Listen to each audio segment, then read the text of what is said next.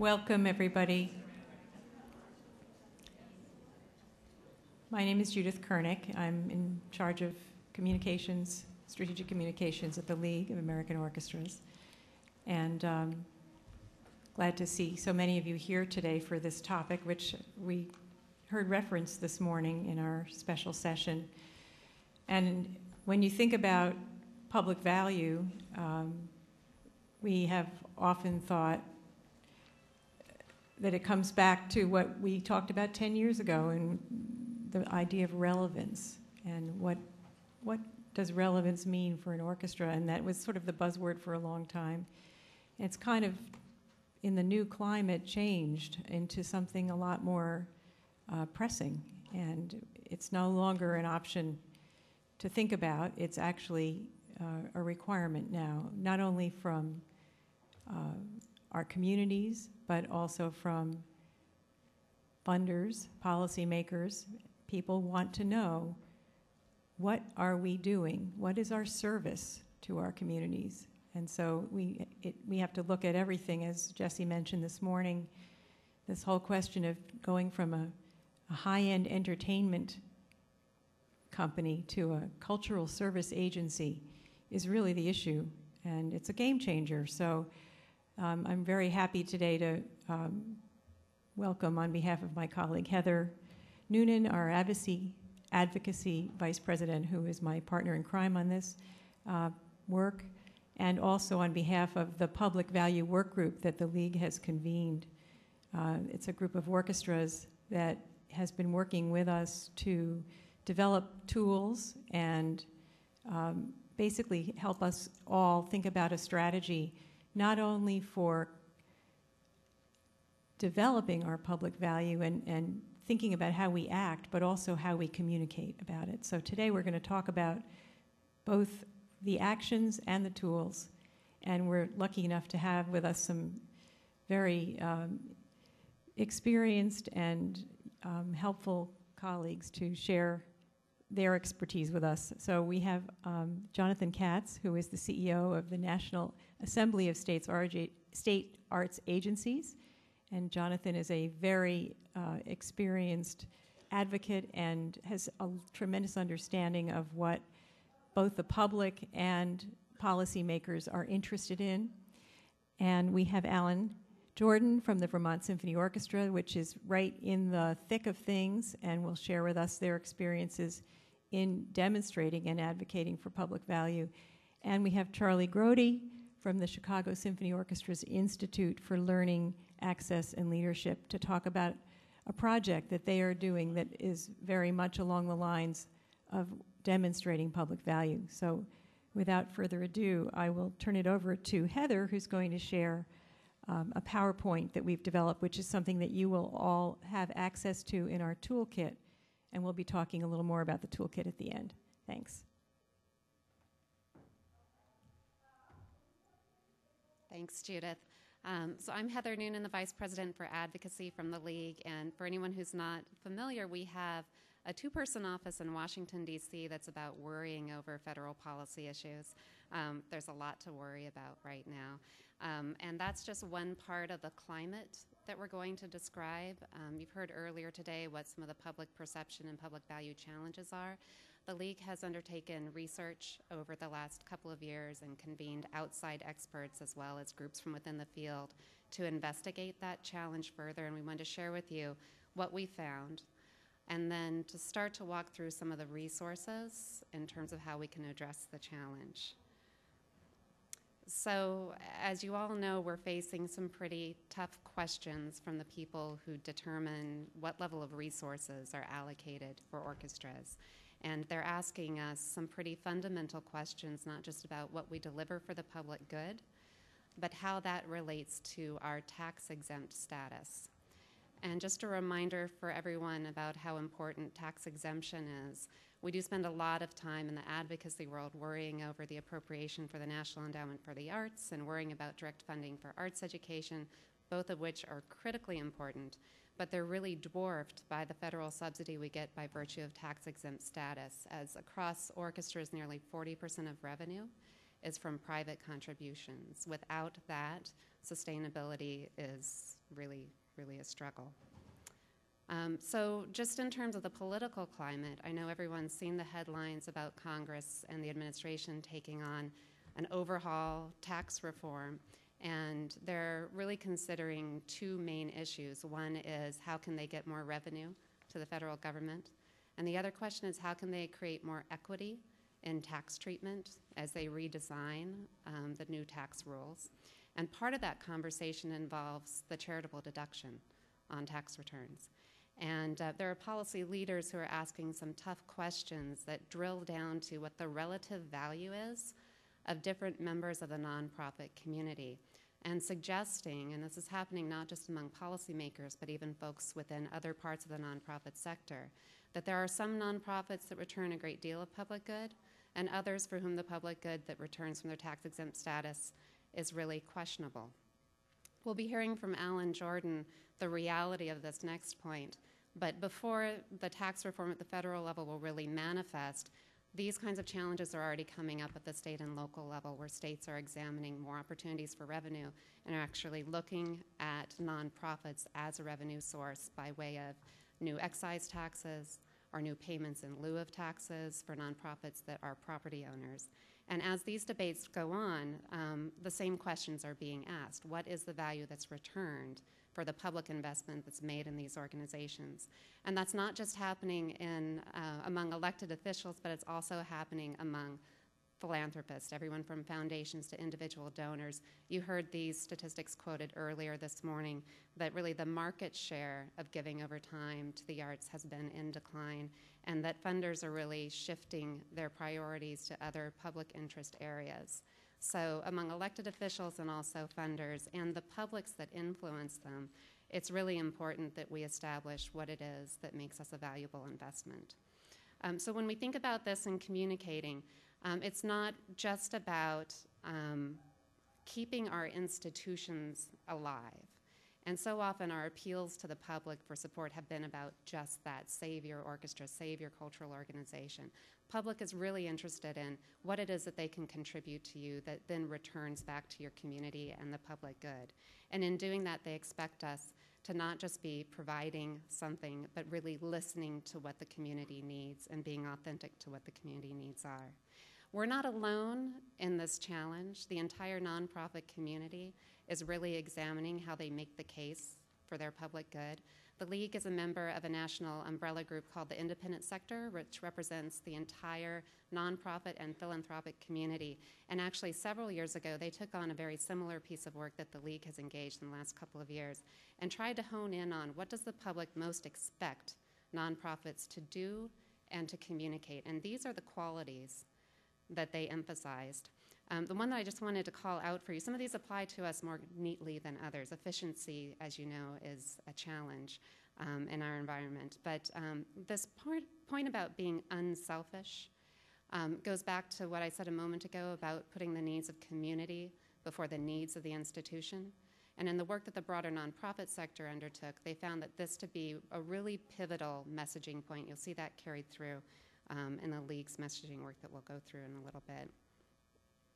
So we wanted to, before we imagined what a message framework would look like for orchestras, we wanted to make sure we had lots of information to inform that.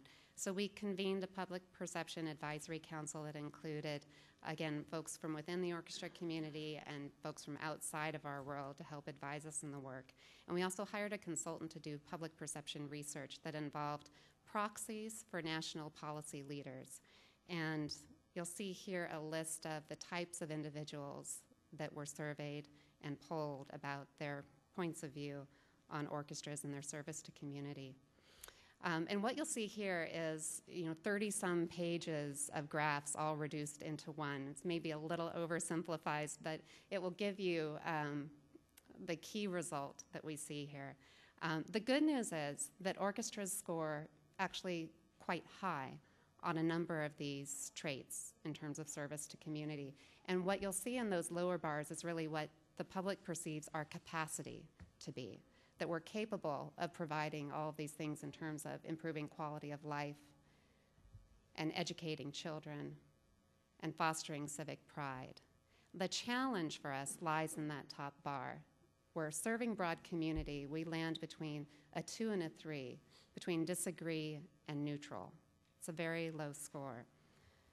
And so the conclusion that the folks who responded to this inquiry came to was that unless we can move the dial on that top bar, unless we can be demonstrating that we are authentically serving more of our communities, there are serious questions about whether we're worthy of our tax-exempt status, questions about what public good it is that we are producing.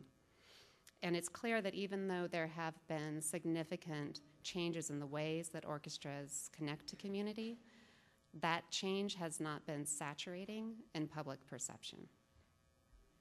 And so as you heard mentioned earlier today, it's not alone enough to focus on artistic excellence in order to get the buy-in from the broad cross-sections of the community, and that it's really about who it is that's being served by what your capacity is in your community.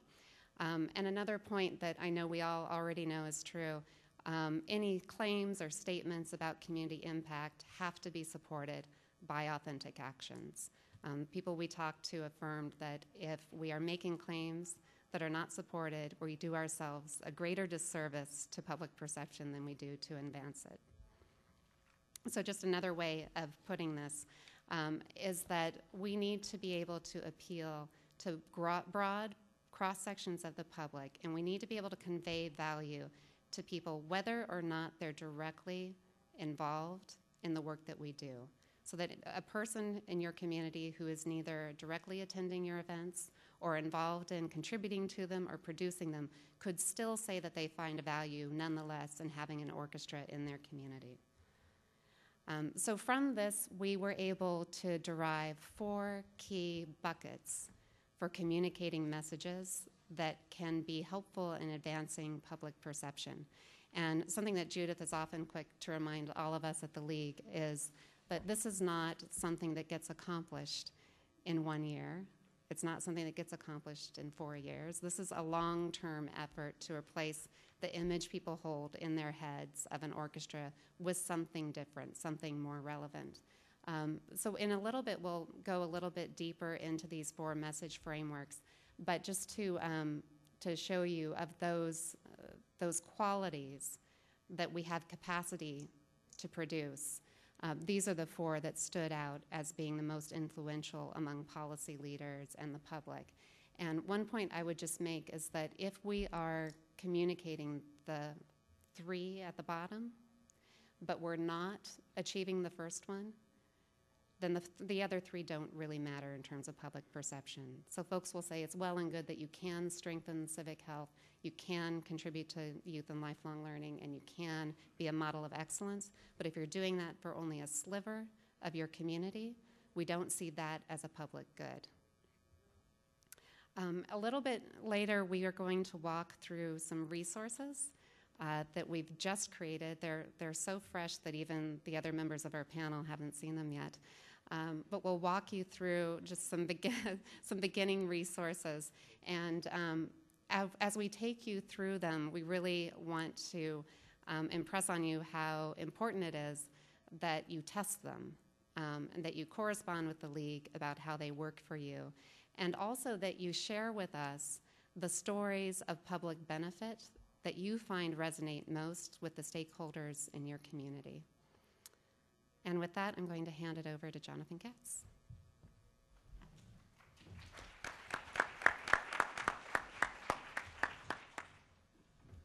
Thank you, Heather. We each have 10 minutes, and I'm going to be racing through some material because what I want to offer you is a couple of things. One of them is the broad observation that the decision makers that you usually work with, the grants officer or the donor, the person at the foundation, these people all have to make the case now for keeping the arts on the list. And so your relationship with them has to be more intimate than it has been. It means that you not only have to be competitive with everybody else applying for the arts money, it means you have to help make the case within their organization above them for the commitment to the arts. So it means, for instance, if you get a grant from a state arts agency, it means that you have to make the case with the staff, the state legislature, their staff, their party officials. The same thing with the grant from the National Endowment for the Arts. Now we have to make the case with Congress. With a grant from a foundation, the foundation board has to have the case made. A corporation, the corporate board has to understand why they keep their commitment. And the most important of these are the families of our donors. Because as I read the statistics, the largest portion of giving comes from individual contributions. Larger now than earned revenues at the box office. Which means that, so if we look at our donor, our volunteer, our bequest line of cultivation, it includes the families and friends of the people who are our attenders, who are our board members. So when we talk about public value, the broad case for the arts as a community value becomes just as important as making the case for the transforming experience that we have to offer. Okay, that's one takeaway. The other one is I have a PowerPoint that I'll share with you, and I'll run through it because the notion is this: where do we go next steps after we hear Jesse's presentation this morning? We believe it. It's resonant. We're passionately committed to the experience that we offer, the orchestral experience. But now what do we do when we go back? And how many people here are the only person from their organization attending the conference? Okay, you have an especially difficult time. Because you go back now and you have this notion of some changing priorities, and you have to make a change in your organization. If you have a couple of people here, I mean, here's a message for the future: bring a team to the league. Because there's a whole literature about how hard it is to make a change in an organization when one person goes back. But if somebody's here from governance and somebody's here from staff, you have a lot easier time going back and making a behavioral difference in the organization. So I've put together this tool to add to your toolkit for that conversation you have when you go back. What's the context, and why are you bringing this message of how important public value is now? So let's see. How do we talk about public value? Again, when I use it a little differently than most people do, because to me, it's a sum of resources of public will. It's not a series of benefits, because a series of benefits can benefit a small group of people. There are educational benefits, there are youth at risk benefits, there are economic development benefits. We know what those are. But is the public willing to put in the resources to sustain the enterprise? And we can look at volunteer hours, we can look at their funding, their donation, their attendance, their sponsorship. You can think of it as sum of resources, or you can think of it as energy. Okay? We can measure it in dollars. Here's one way of looking at the public value. This is the budget of the National Endowment for the Arts. I'm sorry, those were the state arts agency budgets in the aggregate. Here's the budget for the National Endowment for the Arts. This is the sum that the public is willing to invest to maintain the enterprise. Okay? Here are the sources for orchestras, and here are the values that Heather linked them to. Okay? And here's what has to happen. You, as the value stewards, and the people that you talk to when you go back home, need to talk to your stakeholders, your attenders, your supporters, and the press, whoever carries that message and is your capacity for making a difference in the community, to convince those decision makers. And those decision makers have to convince their decision makers. So to the extent that you give them the ammunition to do that, you're helping them increase their influence and power. And to the extent that you don't, you're a charity. Okay, so the idea is to have a relationship with them because they each have a different reason that they might support you. And you don't know what that reason is until you have the conversation. So it has to be a more intimate relationship. All of the rationales and reasons and research that the League provides you with need to be embedded in a relationship to have an impact. So what I'll do is give you some information about these things that are creating the environment for support. Here's some things about the recession, how they're affecting state government. All these things are challenged.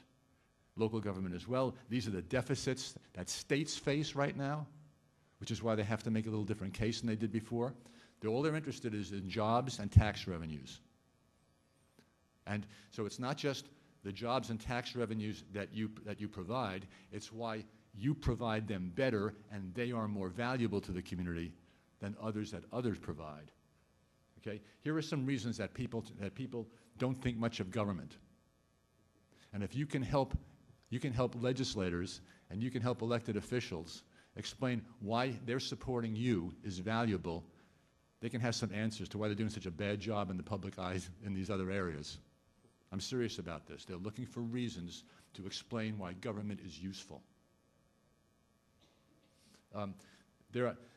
It's challenging. One of the things that we have to do to sustain our public value is bring young people in and share the experience. And this is challenging because they are looking, because we are competitive in the experience economy for them. And they are used to being the actors. They are used to being the heroes of their artistic experience. They are used to shaping their experience. They are used to having it customized for them. They are used to gathering 40,000 tunes and editing themselves. They are the curators. They're used to having an electronic continuum between real time and their arts experience. They're used to social networking. They're used to lots of stimuli. They're used to it being very loud. And they're used to having social options. They can pick whether to do it themselves, whether to do it with others, and when to do it. So either we look like that to them, or we explain why we have something special, but we can't avoid that because the population of the United States grew from 230 million people to 308 million people between 1982 and 2008. And the symphony audience stayed the same, 21 million people. So we went from 13% of the population to 9% of the population. We can't sustain our case for public value without being successful in engaging younger people as participants. Now, their participation may look different than buying a ticket and coming to a seat, but we have to figure that out together, and that has to be part of our conversation to sustain public value. So here's some ways the conversation plays out, things we talk about. This is what people expect of charities. They have those middle 5 objects are reasons that they think twice about giving to a charity. Okay, but the relationship is key. And people actually are giving more to a small number of charities. They're cutting back on a lot of charities. So you have to have a more intimate relationship with them to sustain that public value. And these are I think, big factors in whether we'll be able to do this. When I say a public good there, I mean what Heather said about benefiting everybody, whether or not they buy a ticket and attend. That's what a public good is. Like clean air, clean water, education, defense, waste management. Everybody benefits when one person gets the benefit of that. And people have to understand that having the orchestra and having the arts is of the same magnitude and the same quality of these things, because then they get it. Then they get that it's worth public support, and it's worth the foundation and the corporate contribution. And these are some strategies to add this community value, to add the civic value to what we do. And this could be a great conversation for a board, okay? The placemaking, the multiple activities, the creative economy, the partners that we need, the way we have to relate to education, how we fit in the tourism community, how do we explain the broader value, okay? I'm going to skip through these things. Now, these are the questions that I think if you could have a series of conversations at the board level and with the staff, and the artistic direction and the musicians ultimately. This is, I think, the next steps, how we get the job done. So, are we making decisions the way we have to in order to adapt? And are we considering repertoire, services, participation opportunities, besides just buying a ticket and coming to a performance? the operations, our ticket operation, how accessible are we, the partnerships, those things, are they strategically aligned to broaden our value as perceived by decision makers? Okay? And then does our planning give us that synergy? Because most organizations have silo issues. They have artistic decisions, they have marketing decisions, they have development decisions, they have facility decisions, they have those things, and getting them aligned is a challenge. Okay? Here's a more series of questions. Okay? Can we identify partnerships that help us? The healthcare partnerships, the education partnerships, transportation partnerships. Does the signage lead people to our venue? Those things. Do we need to reconsider our mission? This is serious. I don't know how many missions, and I do want to make this a topic of research, have the word community in them, or have the word civic, or have the word public, or have the word value, in addition to the commitment to our transforming experience with orchestral music. And then, have we adapted the experience we offer to a digital environment? Are we sufficiently informed in our decision-making by young and socially networked people? Are we sufficiently engaged in the community planning processes that are going on around us so that we can be seen as a community resource and contribute our resources? Can we play a leadership role in coalition advocacy? You know, one of the parting points I want to make is this. We have to be prepared for the question of why do we support the orchestra when kids are sick and people are hungry? And one of the answers is that the experience that we have to offer is very highly valued by people who are sick and hungry. And they will make the case for us if we have a working relationship with them. What we offer is really valued by everybody. That's a specious argument.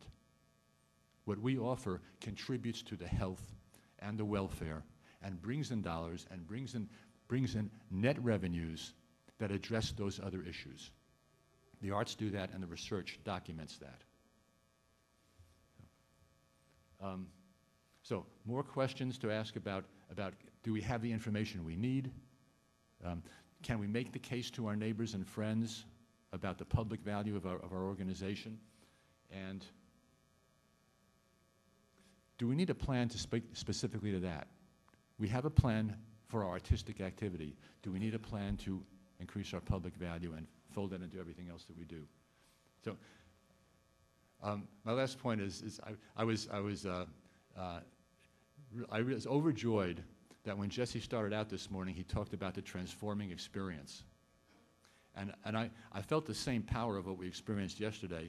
But the thing that I took away when somebody asked me, you know, what impressed me about last night was the mayor was there. The mayor was invited, he was there, and he knew what to say, and he believed it. And I thought, that's where we have to be, and that's really what this is about. So that was the mayor of Denver doing the same thing. Thank you.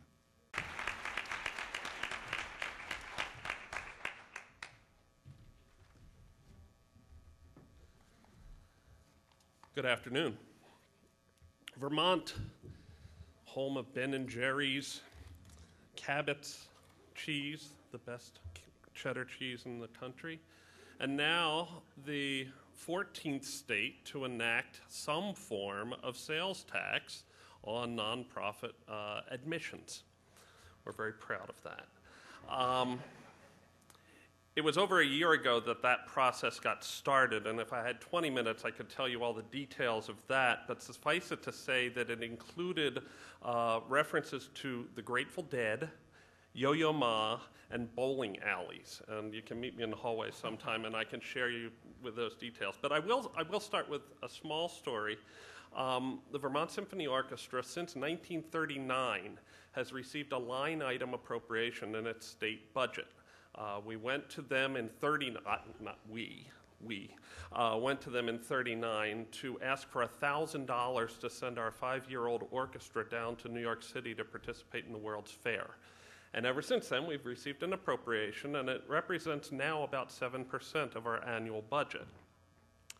When we, with the State Arts Council and other nonprofits, tried to work on a repeal of the sales tax proposal that was tucked in there in a miscellaneous tax bill at about 11:30 at night on the final night of the legislative session last year. We got no traction, and we have a very supportive legislature, a very supportive governor, but the problem was that that issue was much too small for them to deal with. It was representing about $400,000 of new revenue, and their problem was $150 million. So they had much bigger issues to deal with, and we never even got to the appropriate committees to get a repeal going. But I'll tell you a story. So every year the VSO has this appropriation that we have to go and appear before the House and Senate Appropriations Committees. And in all my years in Vermont, through good times and bad, it's always been kind of a love fest. We go in there, I'm always excited when I see on the agenda that we're appearing right after the corrections department or something, because we can go in there and talk about our Symphony Kids program, and we can talk about inspiring performances, and it's a break for them. But this year, in front of the Senate Appropriations Committee, we had our little love fest to start, and then a gentleman from representing an area near where my family lives, strong supporter of the symphony, sent me a welcoming letter when I first came to the state. He said, "Okay, Alan, here's my problem. Earlier this week," and this follows right on what Jonathan said, earlier this week we had over 1,000 people picketing out in front of the State House in Montpelier, and they were picketing the proposed cuts to the mental health services of the state. And some of these programs are as little as $70,000. And your appropriation next year is $113,000. I need help justifying this. I did give him an answer, but the fact of the matter is I think we need to look at having others provide the answers in advance so we don't get to that point. We've started working since the messaging task force has begun. We've started working on creating our own message in Vermont. The toolkit is now launched, and so you can all go to the website and see it, and there is a message that's been created that's a national message. But I really believe that each orchestra, each state is going to have to go in there and customize and modify it so that it works for your community, works for your state. So we started, we have a statewide governing board, but our structure is also one that divides the state into 6 regional boards. We're a state of a little under 9,100 square miles with 2 interstates that run through it and more mountain ranges than interstates. So we need these regional boards to help us as our ground troops across the state. Every year, we convene a gathering of all the regional board members with the governing board, and we decided to spend some time starting the conversation on public value. We're a long way from being done, but I started my remarks giving them this experience with Senator Aluzzi and asking them to come up with an answer. And we did get some answers back, and we're going to be working those in the coming months along with the national messaging information. Our goal is to have a message like we have a mission statement and like we have a vision statement that can then be disseminated through our governing board and through our regional boards. It's going to be a much stronger message coming from John Q. Public than from the person who is paid to give the answers. And so we are working to have it. My goal, my ultimate goal, our ultimate goal, is that we can avoid the reactivity that has happened in almost every crisis that we've dealt with, going back to NEA 20 years ago now, 27 years ago. We always seem to be reacting. And so I'd like to see it in Vermont and elsewhere that we have a situation that elected representatives are continually hearing from patrons of the symphony, not just patrons that come to the concerts, but patrons that had a child or a grandchild experience a Symphony Kids program the week before and just mention it. I want that to be in the back of the elected official's head so that the issue doesn't come after it's a crisis. I think it's possible for us to do this. We certainly have a very strong and compelling message in Vermont with our Symphony Kids program that reaches around half of the students in the state, K through 6, every year. We also have another message. We participated in a mapping program that's going to be shown a little bit later, and one of the slides was just gold. New data for the Vermont Symphony Orchestra, new data I get to share with our governing board next week that I think is going to really take away any sense of elitism that we've had before. But our goal is to fashion this message, share it with our governing and our regional board members, and have them share it with the people who they sit with in the concert halls and the people that they run into at the education programs that we present, so that it gets back to the elected officials and other policymakers, not just through direct channels, but through indirect channels. More to come.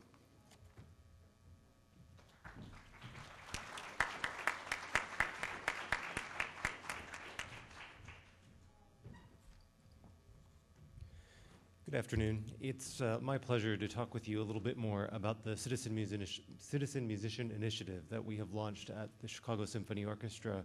And I share this really as one example of work and actions that we are undertaking in response to the challenge and the questions around public value and perception of orchestras.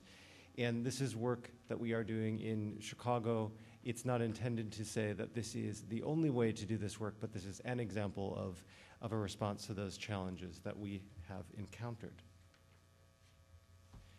So just a little bit of background to share what exactly it is that we mean when we say citizen musician.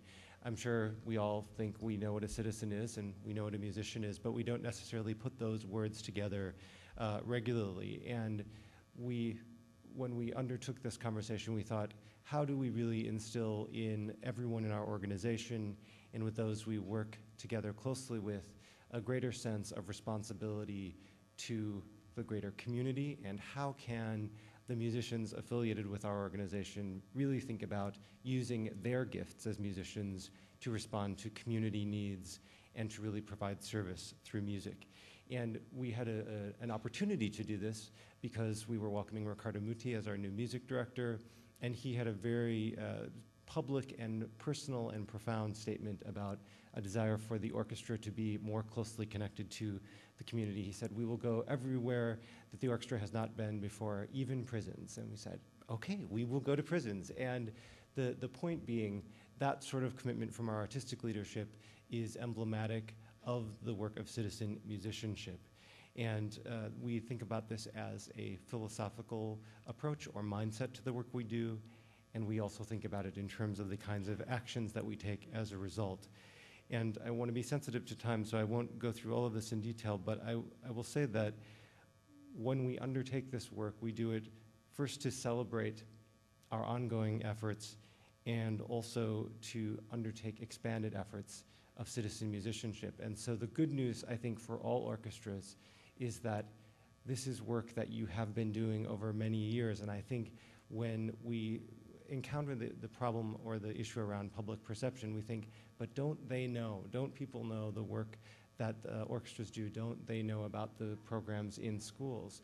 And I guess the answer to that is, no, they don't. We need to tell them. And so part of why we undertake this is to say, let's find a way of capturing the stories of the work that each of our orchestras already does in schools, in community centers, responding to need, and tell those more regularly, more proactively, and more compellingly to key decision makers. And I think it also is important for us to think about how we create events. You, Jonathan, had shown a list of ways that we can make meaning, thinking about festivals, thinking about who are the invitees to those events, how do we honor our elected officials who have demonstrated a commitment to the work that we do. In our just completed Youth in Music Festival a couple weeks back, we worked with over 15 different community partner organizations, engaging 10,000 audience members and about 450 young musicians. And in closing the festival, we were able to honor Maggie Daly on the last day of her husband's term as mayor of Chicago. And we did that through a performance by Yo-Yo Ma, playing in tribute to her and her arts advocacy efforts. We also were able to involve Governor Pat Quinn, who had come to one of our citizen musician events back in January. It immediately resonated for him, and he contacted us to say, I want to find a way to declare Yo-Yo Ma Day in Illinois. And we said, and actually Yo-Yo said, you know, that's not what I want to do. I want to declare Citizen Musician Day in Illinois. So within 6 months of the launch of this initiative, we've seen great responsiveness from our elected officials, and now the challenge we have and the responsibility we have is to build on that. Just very quickly, we, in planning this and in launching this, many of the arguments that you've heard throughout the conference about the long and short-term benefits of presence in community by orchestras, we made importantly to our board members. So internal communication in this is critical to understand why the investment is important, not only to the community, but to the organization as well.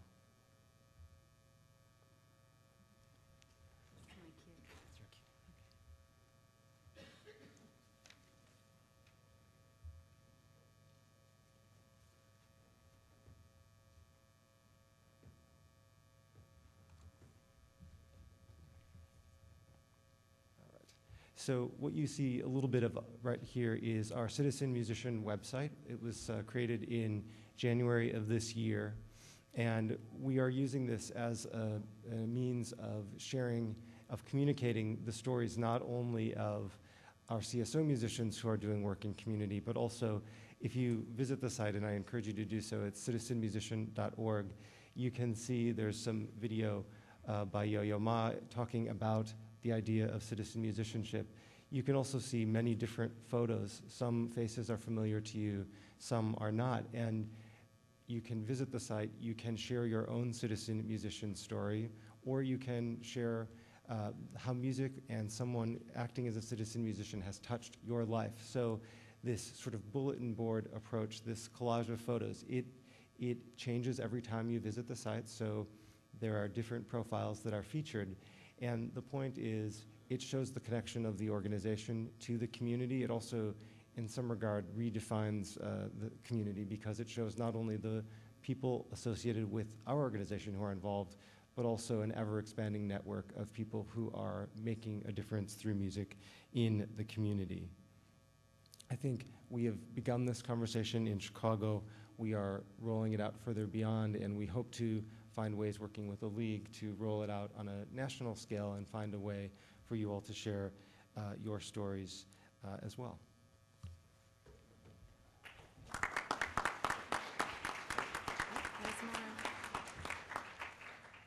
Sorry, I know you thought you were finished with me, but I have one more page. So just a couple of quick next steps. I think that just to go back to the comments about walking the walk and talking the talk, we have had great success in launching this concept. I think there's been an immediate resonance for people engaged in music and who care about community. And so where we are now is really making sure that we have the infrastructure to deliver on the promise of this initial excitement and enthusiasm, and really put in place a way to make sure that everyone in our organization, and importantly the musicians of our orchestra, can find a way to shape how this rolls out moving forward. And it's interesting, as we've had conversations with the members of the orchestra, they have some sense of this, but they also don't necessarily think about the work that they do in community beyond their association with the CSO. They don't think about the fact that they perform at their mother's retirement center or at their child's elementary school. And in fact, these are really important stories that help the public generally to understand differently, not just a monolithic group of 100 people wearing formal wear and playing with virtuosity and passion, but individual stories, the people who make a difference in community every day. So we are finding a way to really help them, or rather help them share with us their ideas for how to be present in community and to support them in doing that. And I think lastly, importantly for us, is to document this work, to really be sure that we're sharing it and being proactive in sharing those success stories. And I think we've seen some great response from the funding community. So as we have been looking to reposition the work we've been doing over many years and also creating new efforts, we've seen responsiveness from longtime funders and also new portions of the funding community as well. So as you seek to have conversations in your own orchestras about how you build this work, how you have greater presence in community, I think there's great receptivity there. Thank you.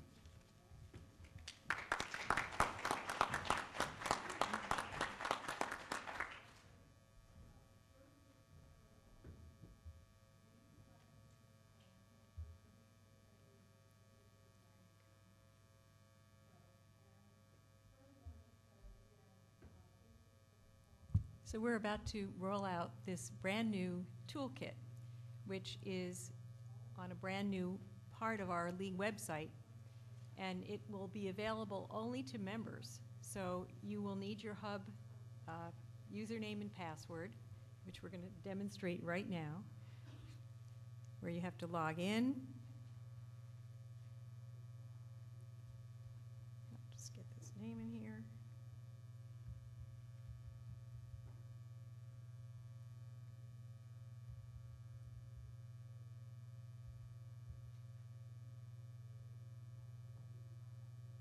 Hopefully it'll work.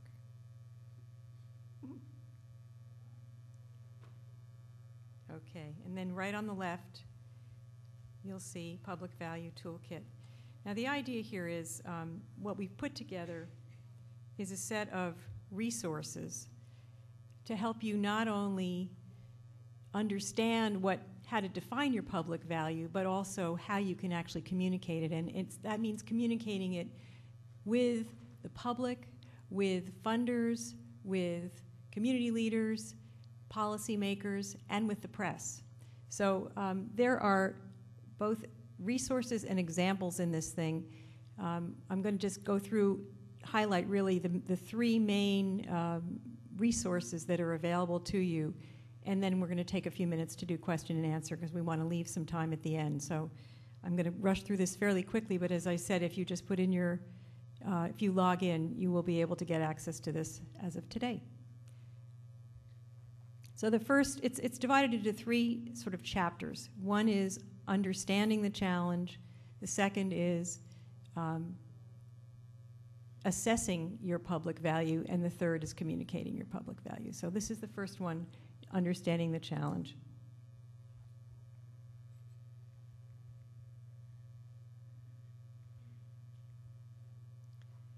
Little description of what the issues are.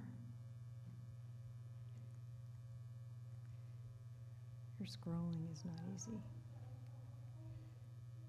Thank you. Okay. Okay, so the first thing is there is a PowerPoint. It's essentially what Heather just went through today. That is the first step for orchestras to really attack this problem. Take that PowerPoint and share it with your boards and with your staff, with your musicians. That will help you communicate what this is all about, why we need to even think about all of this, because it is a change for many orchestras. So I'm not going to go through that again. We have an example of a couple of our work group leaders describing what the challenges are, and Alan is one of them, and you've just heard from him their experience, so I won't go through that again. There is an article from Symphony magazine in the issue that you've just received, which talks about the whole public value issue and the challenge nationally. So that's another resource that you can share with people. You can print it out and have folks look at it. Getting to assessing your impact, this whole question of how do you align with community needs is something that may be new to orchestras. So this video will be there. You can take a look at it and share it, and it shows how one orchestra, in this case the Baltimore Symphony, actually has transformed itself and become a player in the community as opposed to just being, quote, an orchestra sitting along the side. This whole question that Jonathan was talking about when it came to how do you show that you're part of what's going on, what are the needs of the community, and making sense of that, that's what this is about. And we have two tools for you to take that further. One is the civic engagement toolkit that we had created last year, 2 years ago now, called Your Orchestra, Your Community, which is available to you also on the website. And there's a consultant, Tom Cabanis, that you can actually work with to help you go through that planning tool. But there is also a new, shorter version of that. It's really 5 questions called Charting Impact that came from the organization Independent Sector. And that's another easy way to kind of get into this question and dig in and ask yourself those questions around impact and what is the impact that you want to have. That helps you begin to understand what the story is that you want to tell and who you are and who you're affecting.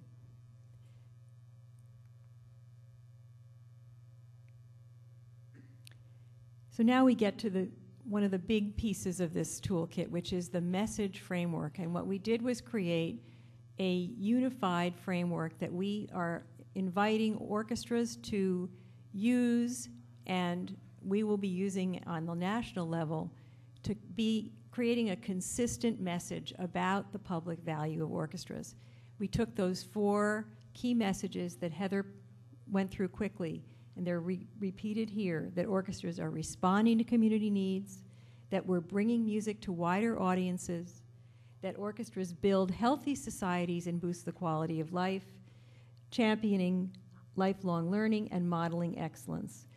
Those are the 4 key messages. And if you look in the PowerPoint itself, which I will get to,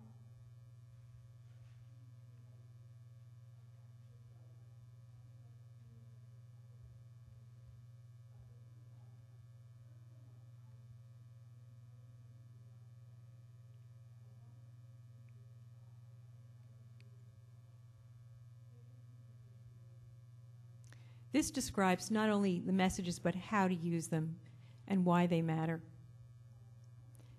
A little bit more of what we just talked about in terms of the need and the fact that you need to make your voice heard in a different way, how you tell your story. So there's some examples of actual channels that you might use fact sheets or media releases, et cetera, et cetera. These might be messages that are put in ticket sale materials as well. There is no reason to isolate the community and education activities separately anymore. That is one of the things that orchestras tend to do. Thank you.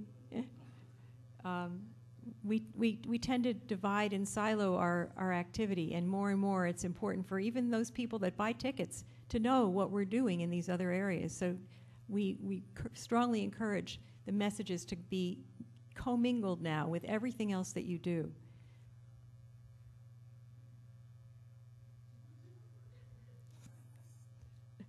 Wouldn't be in that session.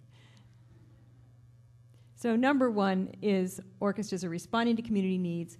Underneath, there are some proof points. And what you can do is look at these proof points at your leisure and begin to think about what are the examples that you have that support these individual cases. So through creative partnerships with community service, educational, and other artistic organizations, we're extending our musical reach. Who are your partners? And we're going to talk about that a little bit later, another way to actually show it graphically. But thinking about those partners is critical, and beginning to incorporate them in the messaging that you use.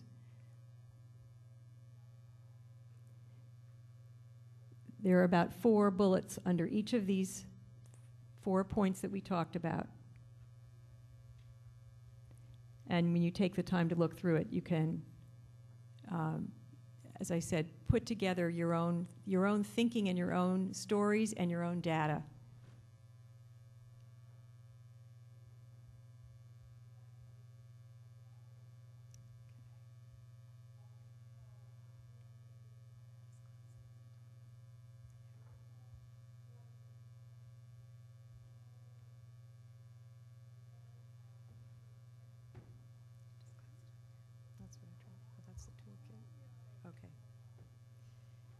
The next thing we have is a new public service announcement, which I'm not going to play here because it's a little more than 2 minutes.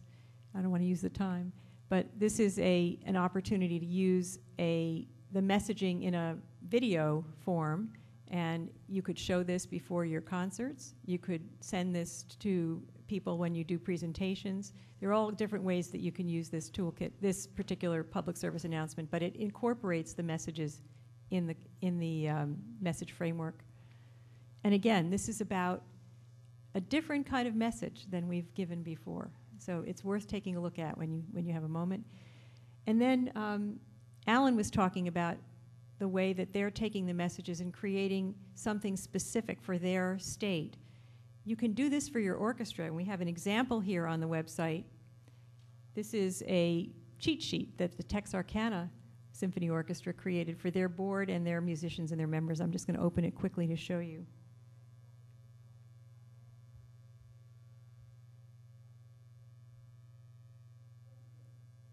Just a one-pager.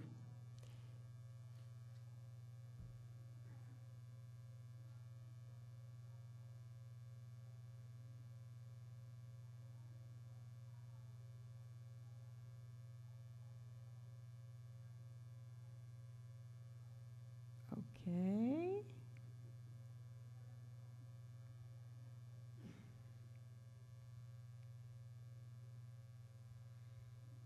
Well, I don't want to take the time.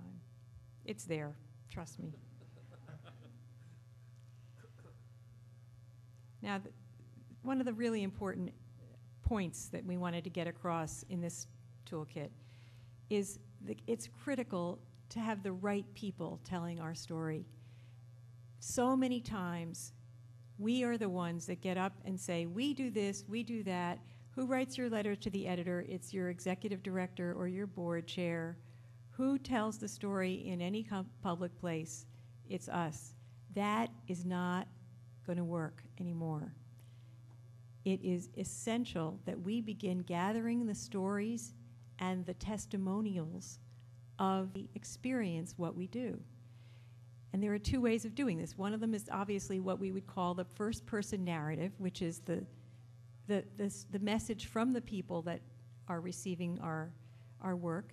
And the other is our partners and influential people in the community who value what we do and asking them to speak on our behalf. So we've given some examples. You're going to see video examples here of first-person narratives, how orchestras have begun to gather this. Video is critical, but it's just as useful to get something on paper. If it's a letter from someone or just a way of capturing them, frankly, video is probably the best these days. There is nothing more powerful than hearing someone tell you what they got. So that could mean, it could be as simple as taking a flip camera and talking to a member of your audience after a special performance. How many times do we at the League try to cover a story and ask, well, what was the impact? And all we get is you telling us what you did. But those are the people that we need to hear from. So these are examples of that. And more orchestras are doing this.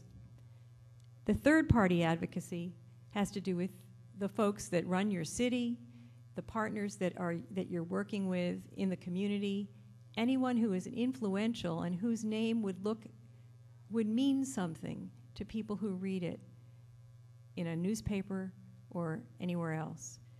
And there is no reason why you can't have a win-win relationship where you do this for them and they do this for you if you're partnering with them.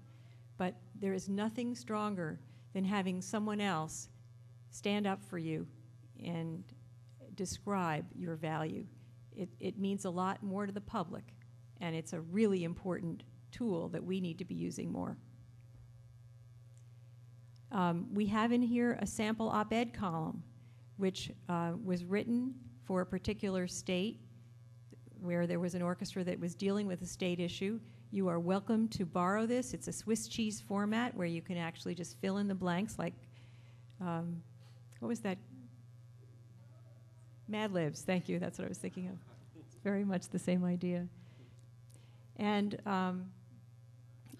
in a moment, Heather is going to come back and talk about this mapping element, because this is one of the really great new elements that we have. It's a tool for showing visually who you impact and what it means. And the only other thing I'll add at the end of this toolkit is a little blog post that talks about the difference between stories and data.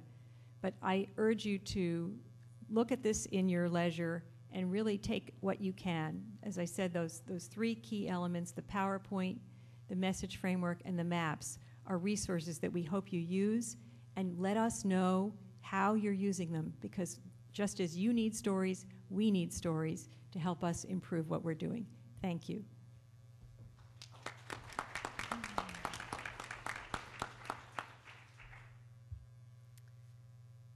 So one of the videos that we didn't play for you, you could see Larry Passmore from Pittsburgh hovering there about to speak and say something. When we were working on what resources could be helpful, and we're really trying to clarify what, at the heart of it, what's the challenge, he put it really, really clearly in really clear terms and said, that image people have in their head of someone rolling up to a concert hall in a limousine and stepping out in a tuxedo is just too easy to believe. And it's going to take a lot of effort to replace that image with something else. And I think what Charlie said is really right on point. The best way to convince someone is to have them experience what you do firsthand, by far.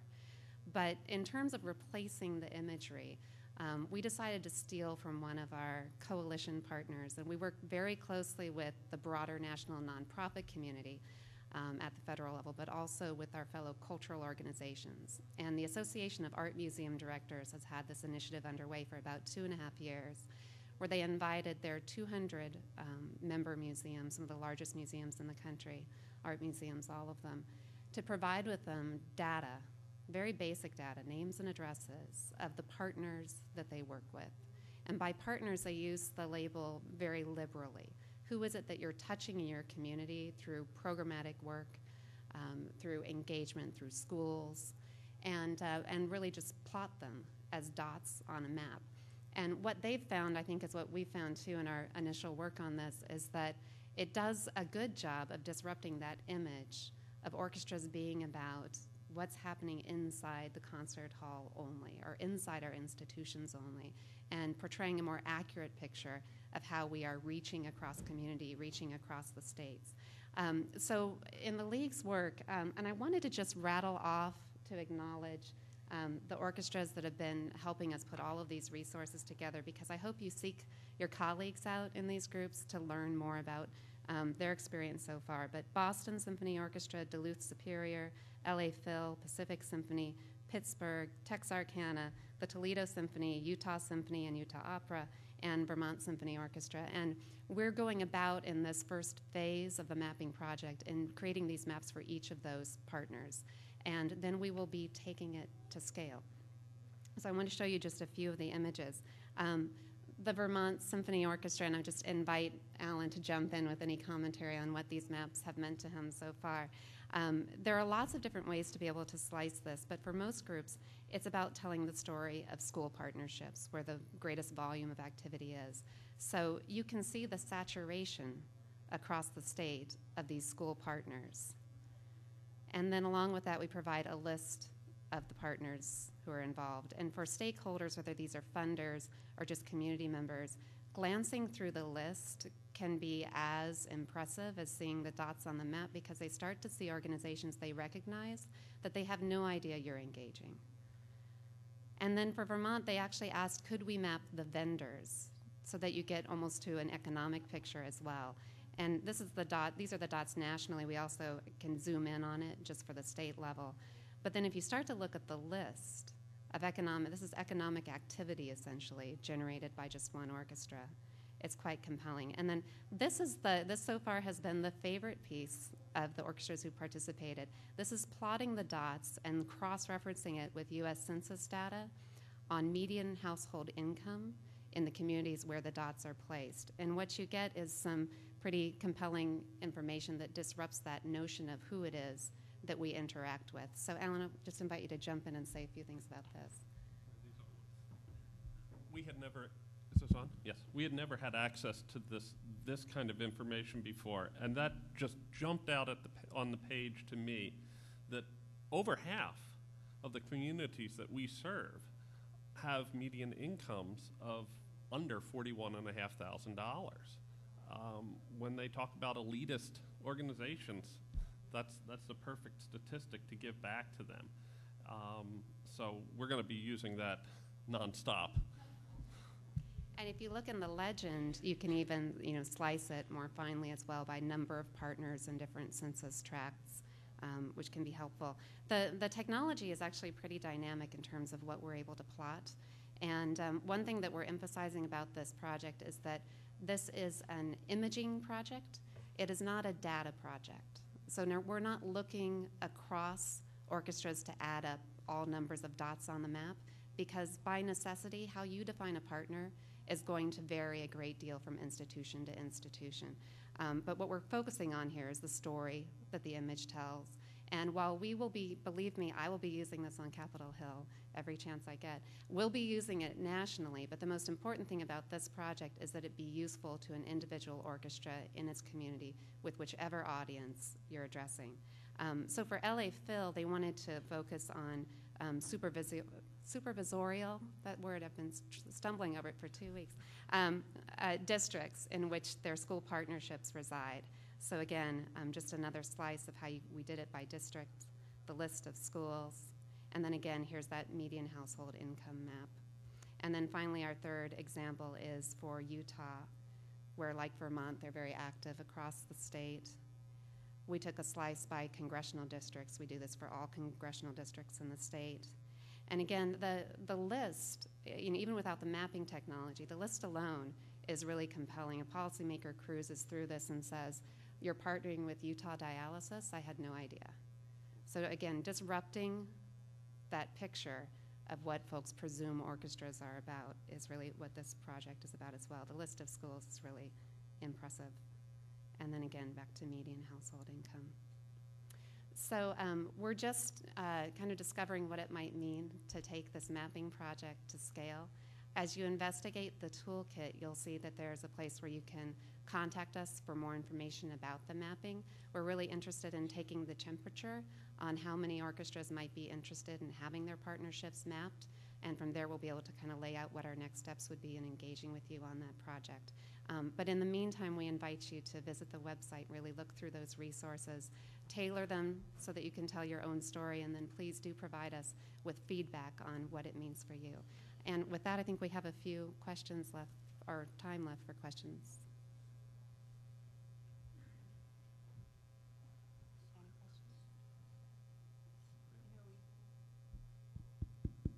I know we hit you with a lot in a very short time, and it was very fast.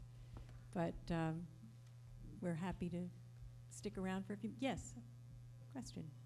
There's a mic over there, so.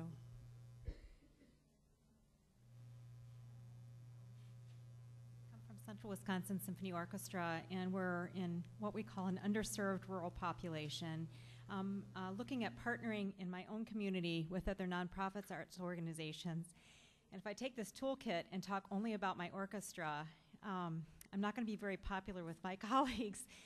Can I adapt these materials to our other nonprofit arts organizations in my own community? Yes, absolutely. And as an analog to that, the League is a member of a number of national coalitions, as Jonathan knows, because we sit at the table together all the time. But one of them is the Performing Arts Alliance. And for anyone who was at the National Performing Arts Convention in Denver, you'll know what that effort is about. It's looking across performing arts organizations and how we can advance our community. Well, the residual piece of that combined effort is to take a very similar approach to a public advocacy project that applies across arts disciplines. And so they're actually using as a building block this work that the League has done on a message framework to build one that works across arts organizations. And of course, what we're learning in that process is it's the same message points that apply.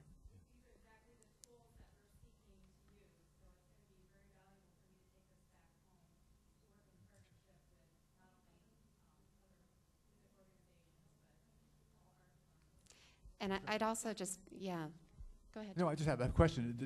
Do you have a routine for a forum where you meet with the other not-for-profits and talk about things?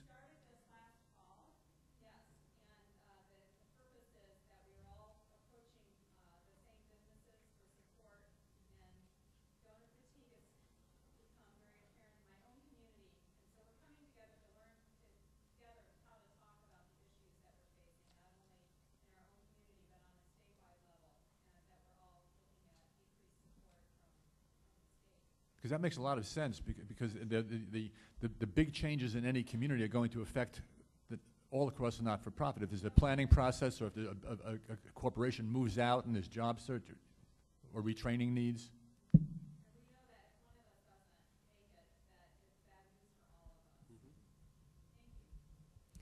Just one other thing to add on to that is to take it also to your colleagues in nonprofits that are not arts and cultural organizations.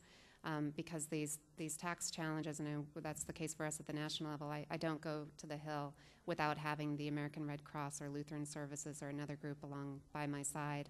And if you go to independentsector.org, look at the membership list for some inspiration of who the state and local counterparts are, because they will be very helpful allies in advancing your case as well. To Luke. First of all, I'm so excited by all the stuff you have for us. Thank you. Jonathan made a comment that I think was very important, and it went by quickly, and that was the point that lawmakers are looking for reasons or ways to make the case for government itself. And I'm wondering how, I happen to believe that the nonprofits, we can actually make that case by saying, if we're functioning better, then we're taking a burden off government, and we can help provide some of that support that they need through our programmatic efforts. I'm wondering if you guys, particularly at the national level, have talked about how that side of the messaging can be addressed. So it's not just about, here's the benefit that we're providing, but this coupling of our benefit with government. Because if we don't have a good case for government, then we begin to have an even bigger problem than our own nonprofit status. Yeah, You know, the big headlines, and what we see in the news all the time, is how government is part of the problem. And a lot of legislators have been elected to carry that message into government. You know, there's 680 new state legislators this time, and 32 new governors this last round. And a lot of their message is shrink government. But most of the people out there, when you talk with the National Conference of State Legislatures, they have programs in which they encourage their members to go into schools. I mean, they have a program called Legislators Back to Schools. If you go to the National Conference on State Legislatures network, they are encouraging their members to teach kids that government leadership is an important thing and a valuable thing, and to get to know their legislator. You know, and in these dialogues about public support and cultural support in the not-for-profit community, it's the traditional party leaders of both parties, you know, who are making the case for the value of government. You know, and they are looking for help to do that. I do think that the more conversation we have with them, the better. There's another thing. We did a series of focus groups with state legislators. And one of the things they said is, you know, we are only impressed with data from our district. You know, yeah. you need to know who are our constituents, who are the groups here, what's their impact, how many jobs are they, and they don't know, and they would like to know, and they appreciate. They also said an interesting thing, which is they have no problem with getting that information from lobbyists. If you have people who represent you and give it to them in an organized way, they're grateful to receive it. And they said we wish we heard more in a more organized way from the arts community locally, you know, about the kind of information, because we want to support. Most of this, you know how they're going to make decisions. They make the decisions just like you do. First is, do they experience it? Second is there some emotional thing that they've gotten, an anecdote or persuasive story or something they've heard about? And then the rational arguments support those things, enable them to sustain those things. You know, so it's when the rational stuff that we give them is stuff for leaders to take to other people and tell them, this is what you go back and tell your folks. This is how you bring your constituency along. But it's important to remember that sharing of the experience is the most powerful thing that we have to do. Can I just add on to that really quickly? Is that I think it's a really tricky thing, DeLuke, to connect ourselves to relieving the government of a burden. And it goes back to Jonathan's presentation where he said that we really have to frame our arguments in terms of how we are a public good. And I'll give you just one quick example is that in New Orleans, they are considering a new payment in lieu of taxes for nonprofits that are property holders. So this would be, nonprofits paying back in the way that a corporation typically would with taxes unless they can evade them. But they're thinking about an exception. And the exception would be for nonprofits that demonstrate that they relieve the government of a burden. And when they're thinking of this exception, they're not thinking of cultural organizations. They're thinking of health and human service organizations. And that's the kind of slicing and dicing that I think we're going to see increasingly, not just at the local level, but it's exactly what the Senate Finance Committee is talking about right now when they said they would offer to help us define more narrowly what a nonprofit organization is. So I think we have a steep challenge ahead of us to compellingly make that case that you laid out, Jonathan, of how we connect to relieving the government. They're going to make two decisions about us. They're going to decide whether we're a special interest or whether we're a public good, and they're going to decide whether we are a contributor of jobs and tax revenues or whether we're a taker of jobs and tax revenues. And we have to structure our argument to tell the truth about those things, which is in our favor. We have to end, but I just want to emphasize one more time. It took a lot of years for these issues to build for us. It's going to take a long time for us to work on these, both the image and the reality that changes how people look at orchestras. And it's as Heather said, it's a steep challenge. So this is a beginning, and the toolkit is just now coming out. We're going to be refining it, adding to it, changing it. We really want to hear from you about what you need if it's not here, and how the things that are here might be improved so that you can use them even more. And we will be also compiling more examples. So when you have stories and hopefully success stories of how you're building relationships, how you are creating tools, send us those tools, send us the things that you're developing that work, and the stories of how you've done things, because we can only do this together. This is not something the League does by itself or any orchestra can do alone. We've got to be working as a field, communicating with each other, and it's going to be a long haul. So it's great to see all of you here. We wish you luck, and please feel free to be in touch with us, either Heather or myself at the League, and I'm sure any of the other folks here would be happy to hear from you. Thanks very much.